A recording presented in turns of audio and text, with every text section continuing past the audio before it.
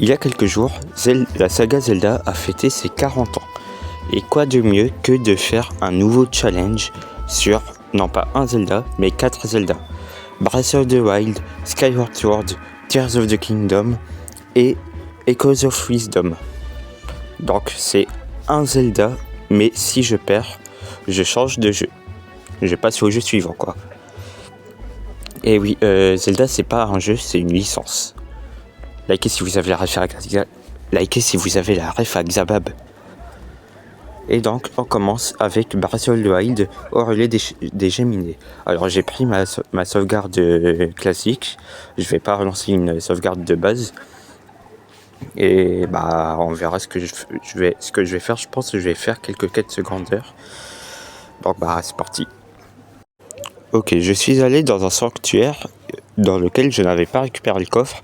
Et bah justement, mon premier but, ça va être de récupérer ce fameux coffre. Alors je sais pas vraiment où est-ce qu'il peut se trouver. J'ai mis le détecteur à coffre et... Ah d'accord, il est là. Est-ce que je peux le prendre avec Polaris? Ok, non. Et avec l'autre là, Cinétis, voilà. Est-ce que je peux? Ah d'accord, je peux le pousser. Donc bah, attendez.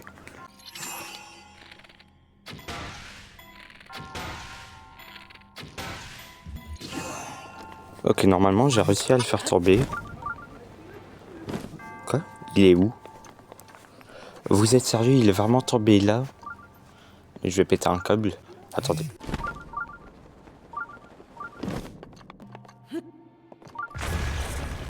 Ah, ça m'intéresse. Je peux le récupérer avec Polaris. Ok. Donc, ce que je vais faire, c'est que je vais le poser à une sorte de distance équilatérale entre la plateforme où il y a le coffre et de là où je saute. Comme ça, je saute avec ma paravoile, j'atterris sur le truc et avec un peu de chance, je m'envole avec la paravoile et je fais un saut bouclier pour essayer d'atterrir sur le... C'est compliqué.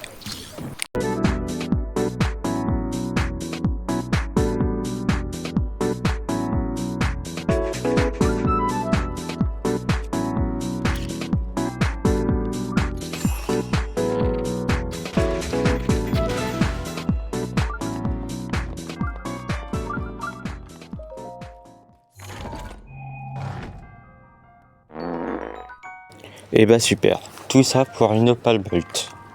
Bon bref. Ok, bah il y a une quête que j'ai pas fait au relais d'Akala, donc c'est ce que je vais faire. Je crois que c'est avec Kilton, enfin c'est là où je découvre Kilton. Faut que j'aille parler à Oz là, le chevalier qu'on croise au début de Tears of the Kingdom. Et on verra la suite, s'il y a beaucoup de monstres ou pas. S'il n'y a pas beaucoup de monstres, j'essaierai de partir chercher quelque chose d'autre de plus dangereux, comme ça je peux passer plus vite au jeu suivant parce que sinon c'est trop nul.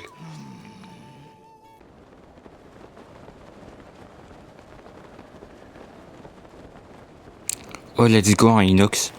Je vais laisser tomber la quête de Oz là parce que je comprends rien du tout à ce qu'il faut faire et je vais essayer de réveiller ce inox pour le combattre en essayant que je réussisse à le tuer. Parce qu'en plus c'est un inox, c'est un noir.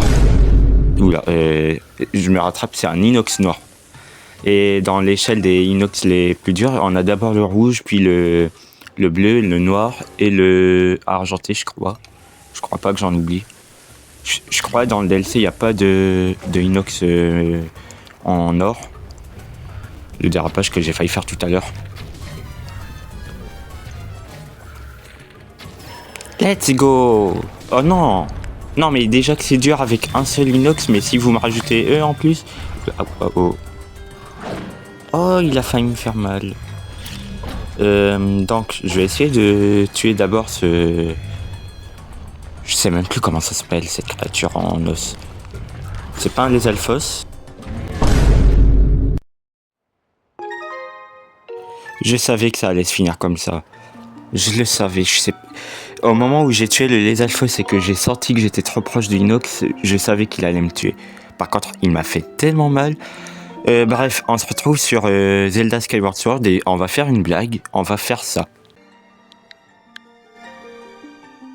Alors oui, je sais que Link c'est le chevalier et que Zelda c'est la princesse, mais je me suis dit, vas-y, ça peut être drôle que Link s'appelle Zelda Et vu que je sais qu'au début du jeu, Gaipora, donc le père de Zelda, nous parle souvent de sa fille et nous appelle souvent nous, il risque de souvent dire allez Zelda, va sauver Zelda. Et bah ça risque d'être drôle. Par contre, ce jeu me fait peur parce que le tuto il est lent et je crois pas qu'on puisse se prendre des dégâts dans le tuto. À la limite, dans la grotte pour sauver notre Célestrie au début, peut-être, mais ça me fait peur parce que ça risque d'être le jeu le plus lent, sachant qu'en plus que dans Tears of the Kingdom, je vais essayer d'affronter un boss que je trouve grave stylé, que je trouve c'est probablement le meilleur boss du jeu, voire même du jeu vidéo, et Zelda Echoes of Wisdom. À part au tout début du jeu, parce qu'on commence direct dans un donjon, ça risque d'être lent aussi. Franchement, ce Zelda, il a tellement divisé quand il est sorti sur Wii en 2011. Je fais le gars qui s'y connaît, mais je m'intéressais même pas encore autant à Zelda qu'aujourd'hui.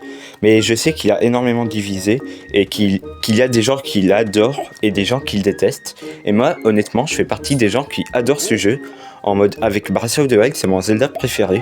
Alors que pourtant, je l'ai découvert ultra tard, je l'ai découvert il y a à peu près 2 ans. Et ça fait tellement du bien d'y rejouer parce que depuis que je l'ai fini, je n'y suis pas revenu. Là, on va récupérer l'épée. Et justement, ce Zelda a beaucoup divisé par rapport à l'épée. Car ce Zelda, on utilise l'épée avec les mouvements des Wiimote ou des Joy-Con. Donc, dans mon cas, les Joy-Con. Et ok, j'avoue que dans certains moments ça peut être assez compliqué à utiliser, mais je prenais du plaisir à y jouer et je vais prendre encore du plaisir à y jouer, enfin j'espère. Mais je sais qu'à certains moments ça m'avait pas mal fait galérer, comme le passage dans le désert de l'Anel avec les ennemis électriques, ou cet horrible boss Scorpion, je sais plus comment il s'appelle là. Mais moi en tout cas je fais partie des gens qui adorent ce jeu. Dites-moi dans les commentaires si vous aimez ce jeu. Bon, même si je sais que ma vidéo va encore flop comme toutes mes vidéos depuis le début de l'année. Mais bon, ça j'y peux rien, c'est l'algorithme.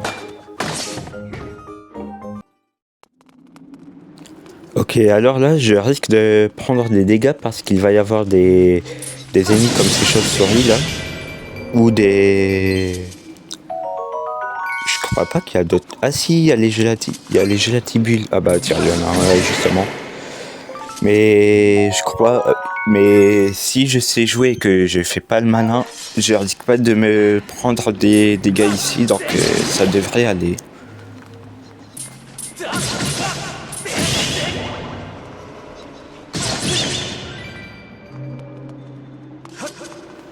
Ok, donc ça allait en vrai, je me suis pas pris de dégâts, j'ai surtout tué des mobs. Ça sert à rien que je sauvegarde vu que cette save je vais la laisser tomber. Là il y a Zelda qui vient de venir. Et du coup c'est drôle parce qu'elle m'appelle Zelda aussi. Et du coup moi j'appelle Zelda. Et c'est comme si on s'appelait tous les deux Zelda. Et du coup est-ce que vu que Zelda c'est un prénom de fille, est-ce que ça veut dire que je suis trans techniquement? Pourquoi il faut toujours que je me pose des questions aussi stupides? Bon allez, j'ai pas le temps pour les cinématiques moi. Est-ce que je peux passer? Ok, je peux passer. C'est mon pote Ergonomie. Alors, au tout début, on peut penser que ce personnage est horrible, mais je vous jure que si vous faites le jeu, vous allez l'adorer ce personnage. Je vais pas vous spoil, mais c'est vraiment, je pense, un de mes personnages préférés de toute la saga Ergo. Enfin, moi je l'appelle Ergonomie parce que c'est plus drôle, mais officiellement c'est Ergo. Au début, il peut paraître horrible, en mode l'harceleur qui m'a harcelé en CE2, mais oui, je me suis vraiment fait harceler en CE2. Mais en vrai, il est grave, son histoire, elle est incroyable. Alors pourtant, on dirait un personnage secondaire, et techniquement, c'est un personnage secondaire. En plus, c'est drôle quand il se fait agresser par Zelda. Comme quoi, les femmes peuvent aussi agresser les hommes. Mais je reconnais ça, c'est une ref au 14 juillet en France. Ok, je pense pas que Nintendo l'ait fait exprès, mais moi je le vois comme ça en tout cas. Et donc là, du coup, on va faire une sorte de Quidditch de Harry Potter version Zelda, en mode je vais voler dans les cieux et il va falloir récupérer la statuette d'or, comme dans Harry Potter quand il doit récupérer l'espèce de balle d'or là. Je connais pas trop Harry Potter, j'aime que le premier, le reste je connais pas trop, donc m'en voulez pas les fans d'Harry Potter.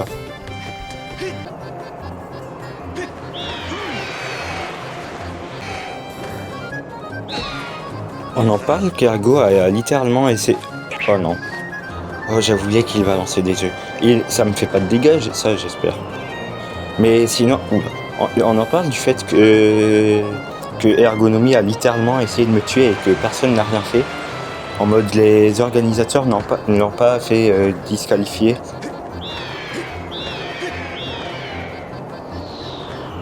Oh, ça me fait pas de dégâts. Si ça me fait pas de dégâts, je change pas de jeu en tout cas. Les dégâts, c'est mes cœurs en haut à gauche, donc si je perds un cœur, c'est là que je change de jeu. Mais tant que je perds pas de cœur, je change pas de jeu. On va quand même essayer de ne pas s'en prendre parce que ça me fait ralentir.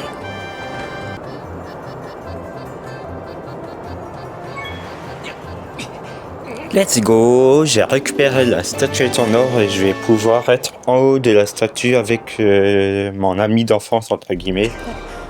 Link et Zelda, on sait que c'est une histoire d'amour entre vous deux. Enfin, devrais-je dire plutôt dans ma partie Zelda et Zelda. C'est rigolo!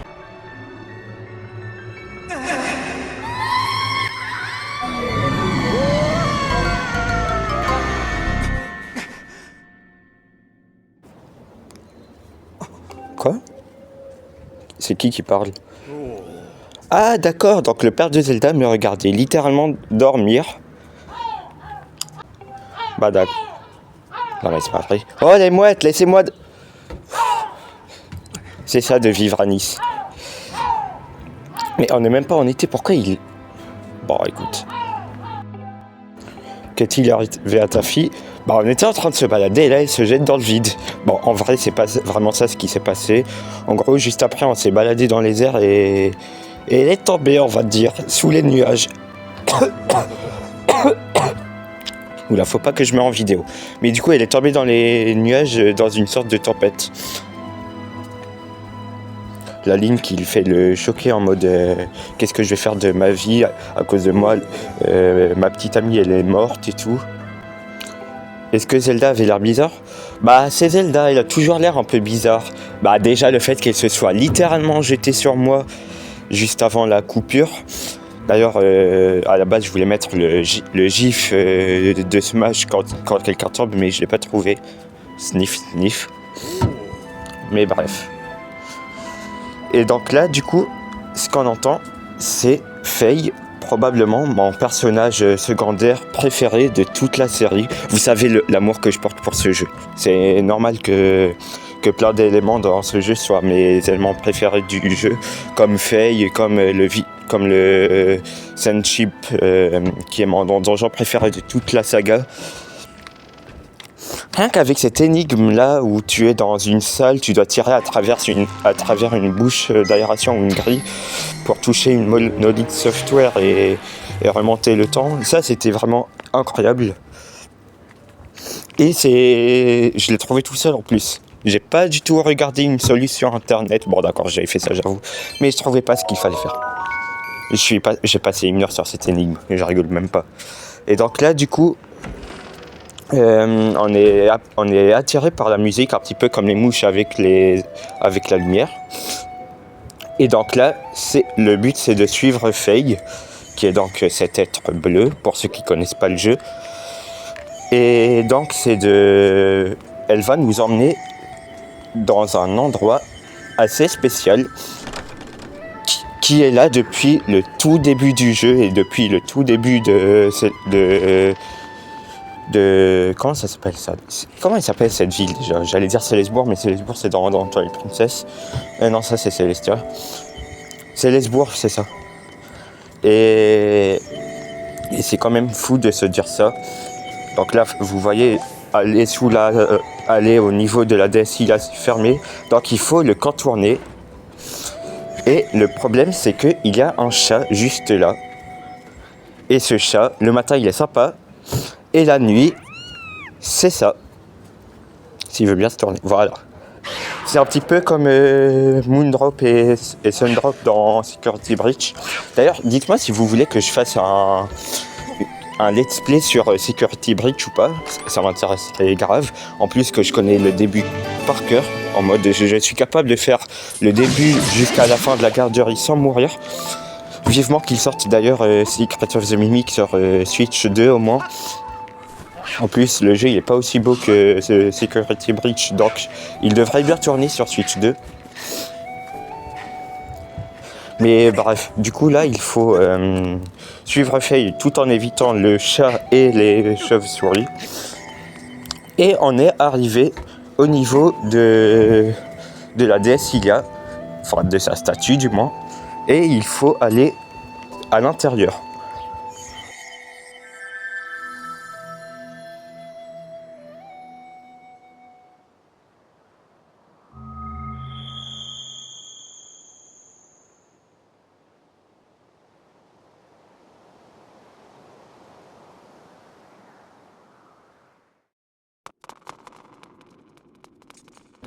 Et on est dans la statue de la déesse Ilia. Et là, il va y avoir beaucoup de dialogues, donc je vais vous épargner tout ça et je vais juste vous faire un résumé.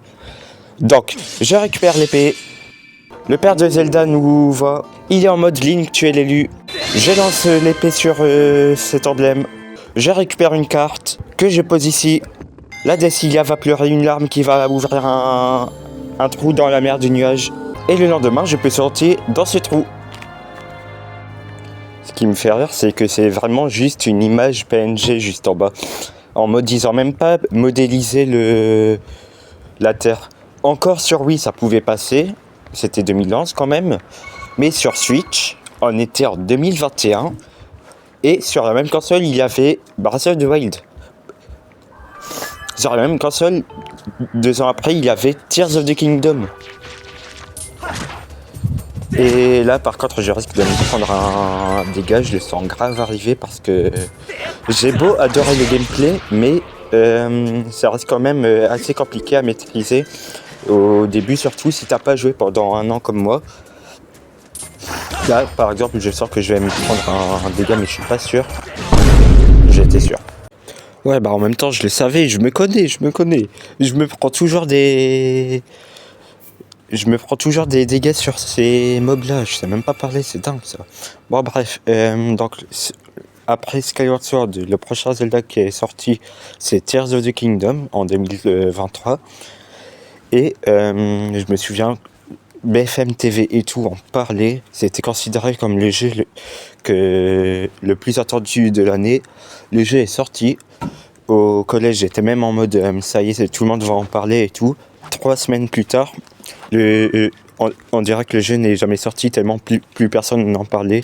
En même temps, il y avait, je crois, GTA 6 qui était annoncé 2023. GTA 6 annoncé. Il sort en fin 2026, normalement, s'il n'est pas repoussé. Ça passe vite, ça passe trop vite. Le confinement, c'était il y a 6 ans. Bref, oui, c'était il y a 6 ans le confinement. Animal Crossing, c'était il y a 6 ans. Bref, donc Zelda Tears of the Kingdom, là je vais pas faire comme dans Breath of the Wild avec des quêtes.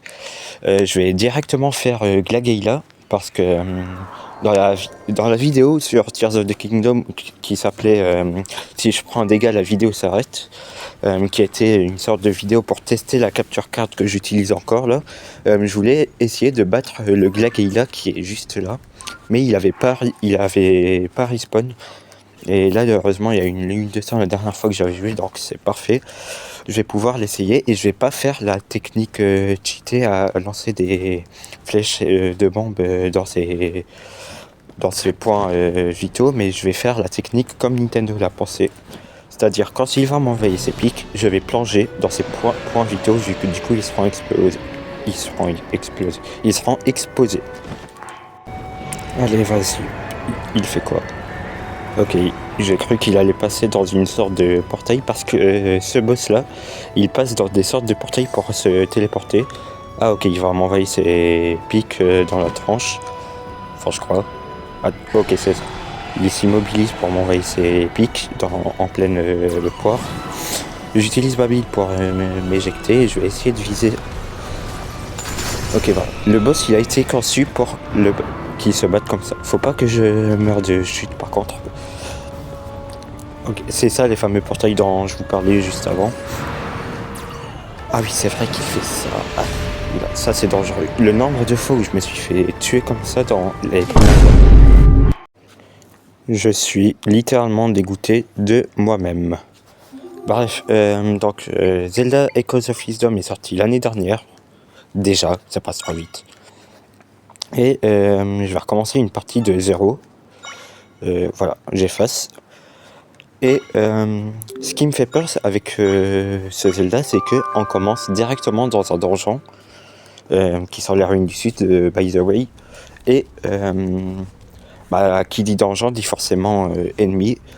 Après, c'est un donjon tuto, donc je pense pas que je vais me faire tuer directement.